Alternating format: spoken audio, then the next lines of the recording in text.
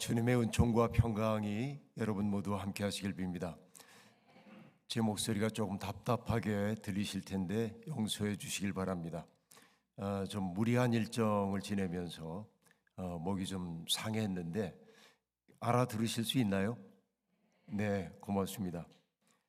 지난 사흘에 걸쳐서 우리가 믿는 하나님이 어떤 분인지에 대한 이야기를 했고, 또 예수 그리스도를 믿는다는 것이 무엇인지에 대한 이야기를 했고, 오늘 일부 예배 때 성령님을 믿는다는 것이 무엇인지에 대한 이야기를 하려고 합니다. 첫 시간부터 얘기했었죠. 크레도 인 데움, 나는 하나님을 믿습니다. 크레도 인 예수 그리스도, 나는 예수 그리스도를 믿습니다. 그리고 오늘 고백은 크레도 인 스피리툼 상툼이라고 해서 나는 성령을 믿습니다. 거룩한 영을 믿습니다 라고 한 말입니다. 이 세 가지가 사도신경의 기본적인 삼위일체적 구조가 되고 있음을 알 수 있겠는데요. 과연 우리가 성령을 믿는다고 하는 것이 어떤 것인지에 대한 생각을 해보려고 합니다. 엊그저께도 말씀을 드렸지만은 어제 새벽 기도 시간에 제가 그런 말씀을 했습니다. 눈을 감고 우리의 숨을 한번 떠올려 보자고, 숨을 깊이 들이마시고 또 숨을 깊이 내쉬고 이 일을 반복하면서 하나님의 생기가 내 속으로 들어오는 것을 경험하고 내 속에 있었던 부정적 감정들이 내 밖으로 내뱉어지는 것을 주의해 보자고 하면서 잠시 동안 그렇게 기도를 올렸었습니다. 숨, 바로 그것이 우리의 생명이죠. 내가 숨을 쉬는 것처럼 보이지만은 그러나 결국은 하나님이 나를 통해 숨을 쉬시기 때문에 내가 생명 있는 존재라고 하는 말씀을 드렸습니다. 그리고 시편 104편에 나오는 이야기도 여러분께 말씀을 드렸습니다. 주님께서 당신의 얼굴을 사람들에게 숨기시면 모든 피조물들이 두려워 떤다고 말했습니다. 하나님이 숨결을 불어넣으시면 죽은 것 같았던 생명들이 깨어나고, 그리고 하나님이 숨을 거두어 가시면 모든 것들이 본래의 자리로 돌아갑니다 라고 얘기했습니다. 그러니까 내가 지금 살고 있는 것은 하나님의 숨 덕분에 살고 있음이 분명합니다. 그 하나님의 숨을 가리켜서 우리는 성령이라고 이야기를 합니다. 성령께서 지금도 내 속에 들어와 계시다는 것이죠.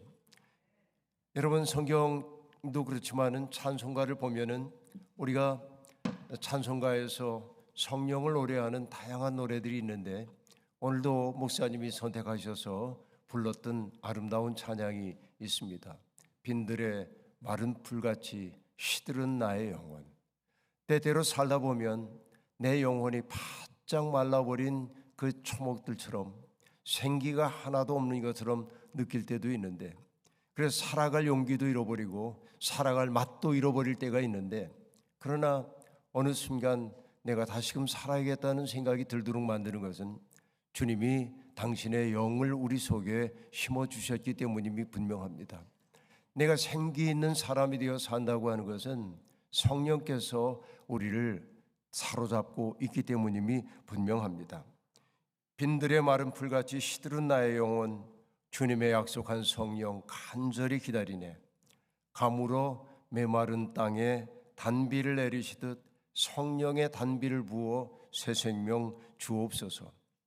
내가 이 세상에서 인정머리 없는 세상에 지쳐가지고 아무것도 산출해내지 못하는 무능력한 사람이 되었을 때 성령께서 내 마음속에 오셔서 내 마음을 촉촉히 적셔주시고, 그래서 그 속에 심겨진 하나님의 성품의 씨앗이 아름다운 생명을 일구기를 꿈꾸는 것이 그 찬송가라고 얘기할 수 있습니다. 그런가 하면 성령은 아주 부드러운 손길로 표상되기도 합니다. 제가 또 좋아하는 찬송가 187장에 보면 비둘기같이 온유한 은혜의 성령 오셔서 거친 맘 어루만지사 위로와 평화 주소서, 이렇게 기도하고 있습니다. 살다 보면 우리의 마음이 참 거칠어질 때가 아주 많이 있습니다. 누군가와 더불어서 관계를 맺으며 사는 게 인생이지만은 그가 내게 입혔던 상처들 때문에 내 마음에는 상처 자국이 많고 거칠어져 있고 날카로워져 있는데 성령께서 내 마음속에 오셔서 거친 마음을 어루만져 주시고 내 마음속에 위로와 평강을 주신다고 한다면 우리가 새로운 존재가 되겠노라는 찬송가가 그 속에 담겨 있습니다.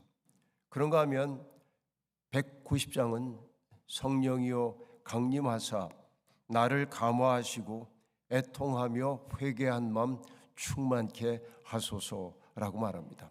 성령이 내 속에 들어올 때 내게 하는 일이 뭔가? 애통하는 마음을 내게 주신다. 나 자신의 죄성에 대한 그 고통 때문에 애통하는 마음도 주시고요, 내 이웃들이 겪고 있는 고통이 내 마음속에 여울져 와가지고 나 또한 울지 않을 수 없는 그 마음이 내 속에 생겨나는 것이죠. 바로 이것이 회개한 마음, 본래의 마음이라고 말할 수 있겠습니다. 성령이 하시는 일은 그러므로 내 마음을 어루만지는 일도 하시고 내 마음속에 타자들에 대한 고통 때문에 울 수 있는 마음도 내 속에 일으켜 주십니다. 그런가 하면은 성령은 197장 은혜가 풍성한 하나님은 이라는 찬송에서 불길로 표상되기도 합니다. 정욕과 죄악에 물든 마음을 성령의 불길로 태우사 정결케 하소서, 태우소서, 깨끗게 하여 주옵소서. 우리의 마음은 정욕과 죄악에 물들어 있죠.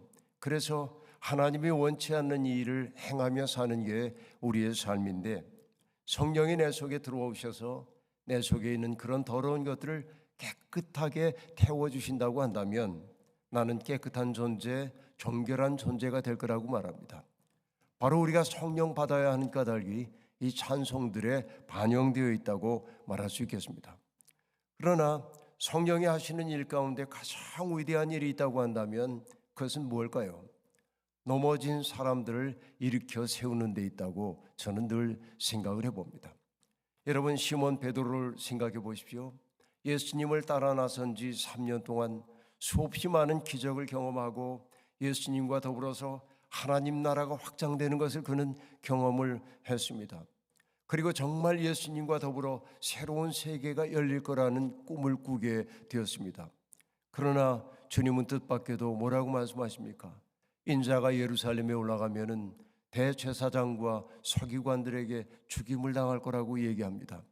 베드로는 꿈도 꾸어본 적이 없는 고통스러운 이야기였습니다. 그래서 주님께 말씀드립니다. 그래선 안 된다고. 그러나 예수님은 그런 베드로를 꾸짖으셨습니다. 사탄아, 내 뒤로 물러서라. 너는 하나님의 일이 아니라 사람의 일만 생각하는구나. 그러면서 주님은 십자가의 길로 두벅두벅 걸어가십니다. 겟세마네 동산에서 주님이 간절히 기도하면서 제자들에게 부탁하셨죠. 내 마음이 괴로워 죽게 되었으니 너희는 깨어서 여기에 나를 위해 기도해 달라고. 그러나 제자들은 무심코 잠들어 있었습니다. 주님은 그런 제자들을 바라보며 말씀하셨죠. 이 저녁에 너희가 나를 다 버릴 거다. 그러나 베드로가 그때 뭐라고 얘기합니까? 다른 사람들은 어찌할는지 모르지만은 저는 절대로 주님을 버리지 않겠습니다. 여러분, 베드로의 그 장담은 베드로가 짐짓 해본 얘기입니까? 아니면 정말로 그럴 생각이 있었기 때문입니까? 저는 베드로가 정말 예수님과 더불어 죽을 각오가 되어 있기 때문에 그런 말을 했다고 생각합니다. 그건 그의 진정성이었습니다. 그러나 주님은 그 말을 받아들이지 않습니다. 아니야, 내가 달개 울음소리가 들려오기 전에 3번 나를 모른다고 할 것이다. 주님은 뭘 하신 겁니까? 베드로의 진정성은 알겠지만 베드로가 한낱 인간에 불과하다는 사실을 주님은 알고 있었던 것이죠.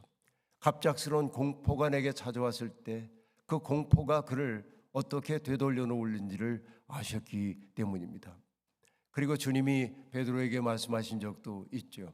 시몬아, 시몬아, 사탄이 밀가부르듯 하려고 너를 요청하였는데 내가 하나님께 기도했다. 너는 돌이킨 후에 형제들을 굳게 하여라. 베드로가 부인할 것을 아시면서도 주님은 베드로를 버리지 않고 그가 돌아설 것임을 내다보며 말씀해 주셨던 것이죠. 그리고 우리가 잘 압니다. 가야바의 법정에서 그 하녀가 베드로를 바라보면서 당신도 그 갈릴리 사람의 한패죠 라고 얘기할 때 3번씩이나 아니다, 나는 그렇지 않다. 네가 무슨 말을 하는지 모른다라고 말합니다. 그때 달개 울음소리가 들려왔다고 얘기하고 있습니다. 베드로의 마음이 참담하게 깨졌습니다. 자기의 부끄러운 마음이 그때 느껴졌습니다. 그래서 그는 바깥 어두운 데 나와서 슬피 울었다고 성경이 얘기합니다.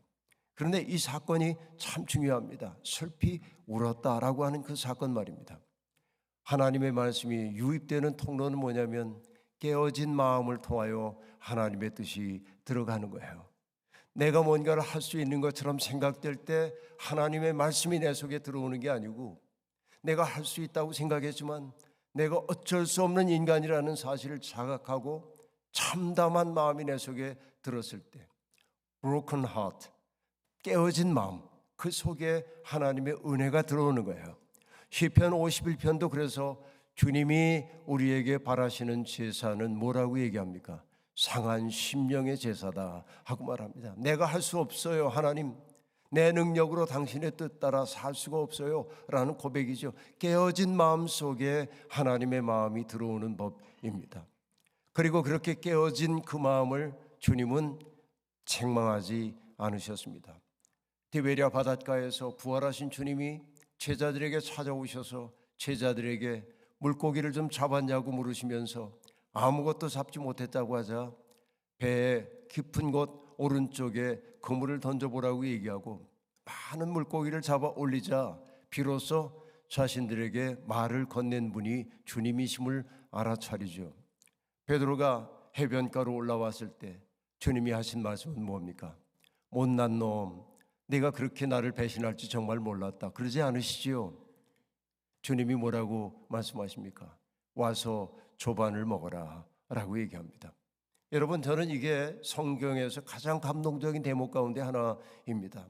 밥을 먹으라는 겁니다. 왜 밥을 먹으라고 할까요?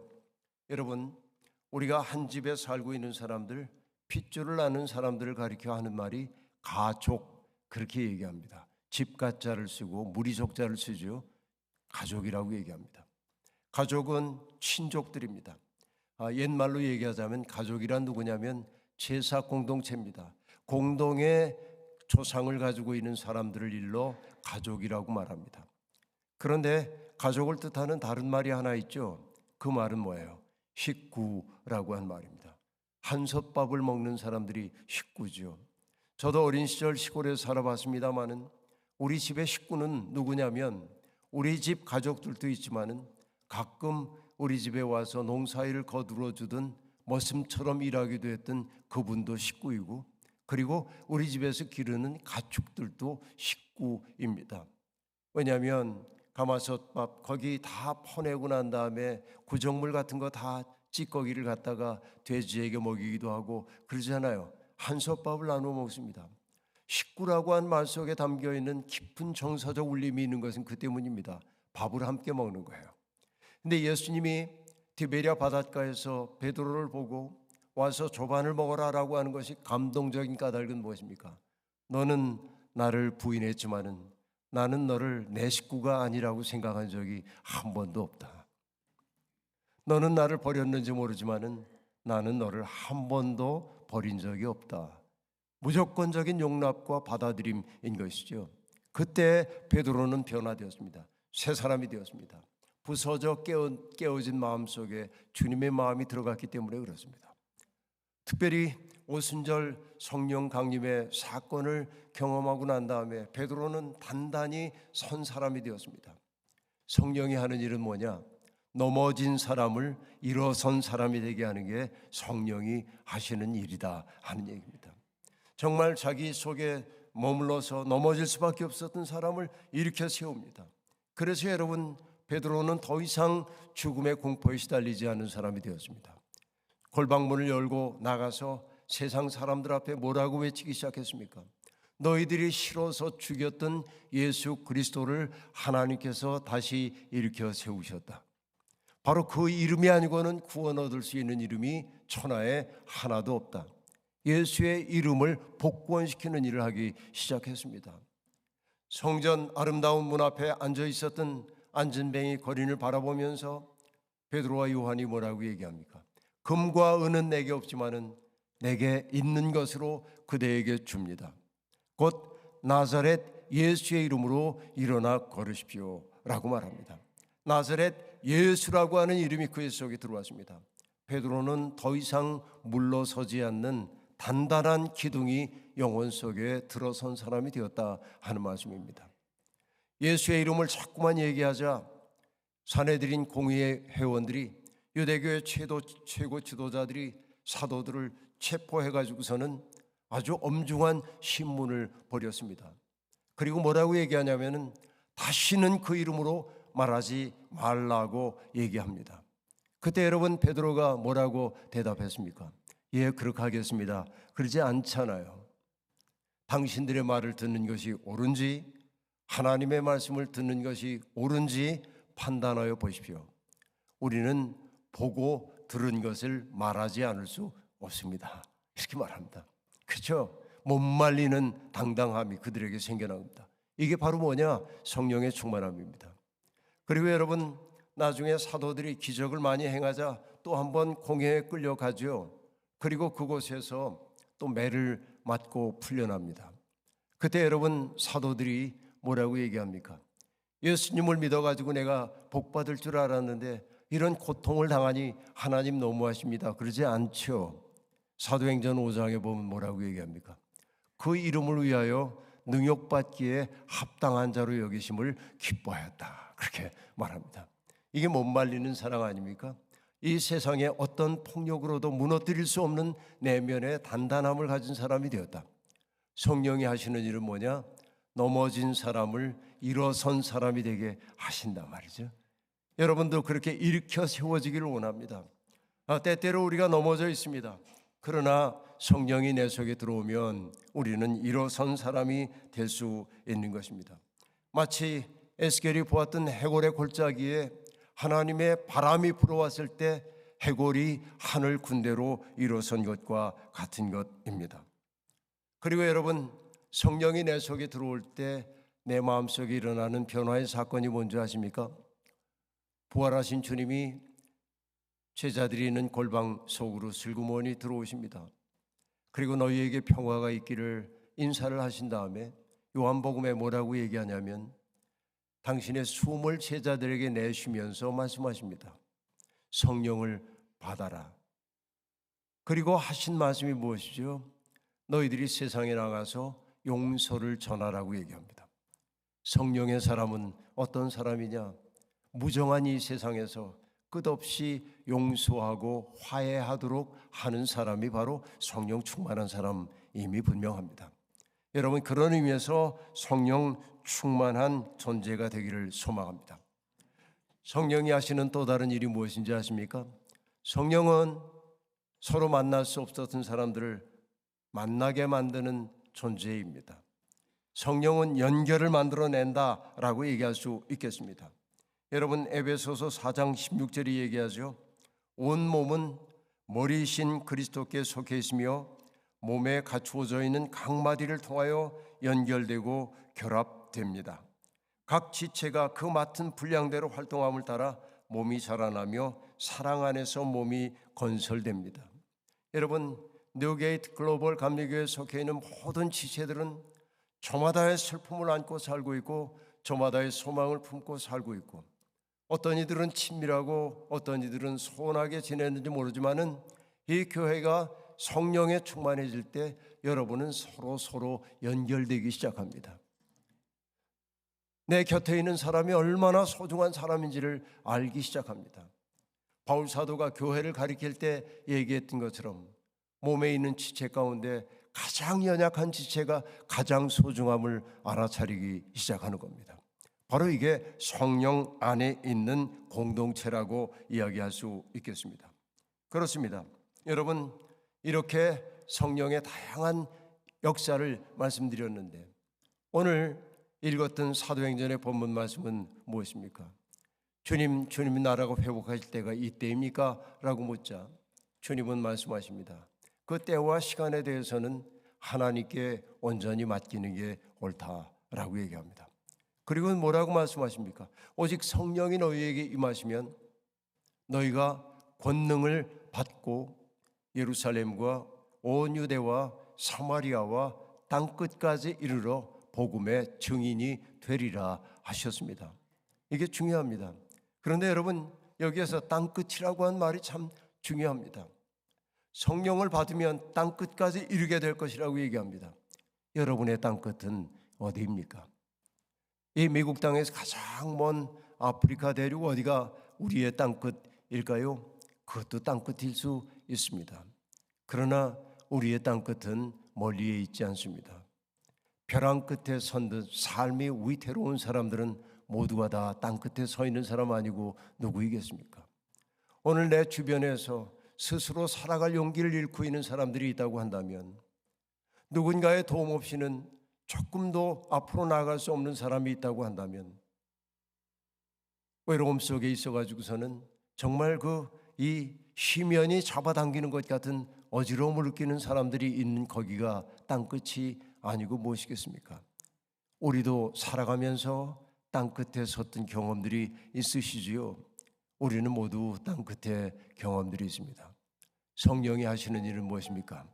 우리로 하여금 그 땅끝에 서서, 우리로 하여금 땅끝에 서서 새로운 세계를 내다보도록 하는 것이죠. 성령이 하시는 일은 바로 그와 같은 일입니다. 여러분, 이 교회가 이렇게 성령에 충만한 교회가 되기를 소망하고요. 저는 이 말씀으로 오늘의 말씀을 마무리하려고 합니다. 제가 가본 적은 없지만은 호주에 있는 퀸즐랜드라고 하는 곳에서 어떤 신학자가 봤던 한 장면을 얘기해 주고 있는데, 퀸즐랜드에 강물이 이렇게 넘실넘실 흘러가고 있는데 그 강물 위로 오렌지빛 나뭇잎이 둥둥 떠가는 게 보였답니다.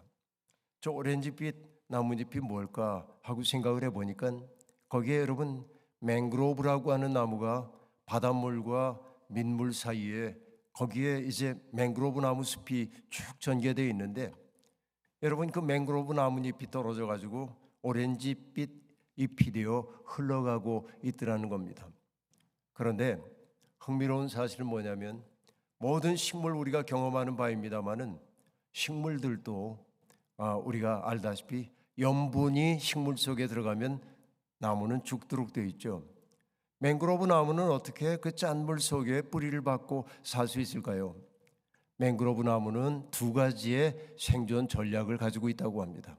그 첫 번째 전략은 뿌리의 조직을 촘촘하게 만들어서 염분이 몸속으로 들어오지 못하도록 하는 생존 전략을 하나 만들어냈습니다. 이게 첫 번째입니다. 그런데 그런 방어막을 뚫고 이 나무의 세포 속으로 들어오는 염분이 덜어 있게 마련입니다.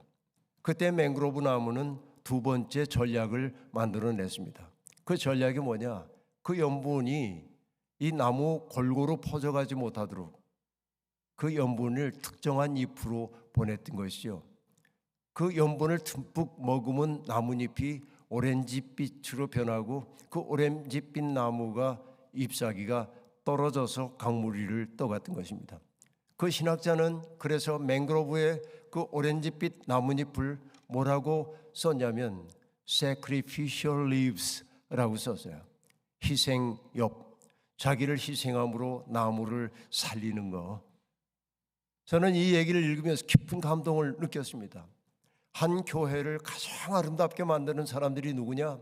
일일이 어떤 모순을 지적하고 누가 문제라고 하고 하는 그런 사람들이 아니라 교회 안에 있는 모순된 것들을 자기 속으로 끄집어 들여가지고 자기가 해결하려고 하는 희생적 사랑을 가진 사람들, 그들을 통하여 주님의 교회는 든든히 서가게 마련입니다. 여러분이 뉴게이트 글로벌 교회가 바로 그러한 희생업이 되려는 사람들을 통해서 아름다운 교회로 우뚝 서기를 소망합니다. 우리는 그동안 내가 믿는 하나님이 어떤 분인지, 내가 믿는 예수님이 어떤 분인지, 그리고 내가 믿는 성령님이 어떤 분인지를 공부했습니다. 이 삼위일체 하나님 굳게 믿으면서 우리에게 주어져 있는 인생길 아름답게 살고, 우리의 삶을 통하여 하나님 영광 받으시고, 우리의 삶을 통하여 이웃들은 덕을 누리고 우리는 스스로 복을 받는 인생 되기를 소망합니다. 다시 한번 주님의 은총이 여러분의 삶을 사로잡아 주시기를 간절히 기원합니다. 자비로우신 하나님, 부족한 종을 보내셔서 하나님의 말씀을 지금까지 증언하게 하셨으니 오늘까지 주신 말씀이 우리 교우들에게 거울처럼 비추어지게 도와주셔서 말씀의 빛 속에 비추어진 자신의 모습을 돌아보게 도와주시고 하나님의 영광을 위해서 구별된 인생 살아가도록 복을 더하여 주옵소서. 뉴게이트 글로벌 감리교회가 하나님 간절히 바라옵고 원하오니 하나님의 손과 발이 되는 교회가 되게 도와주시고 성령의 능력이 충만한 교회가 되게 도와주셔서 오늘날 땅끝에 살고 있는 사람들에게 설당이 되어주는 교회가 되게 하여 주옵소서. 예수님의 이름으로 기도하옵나이다. 아멘.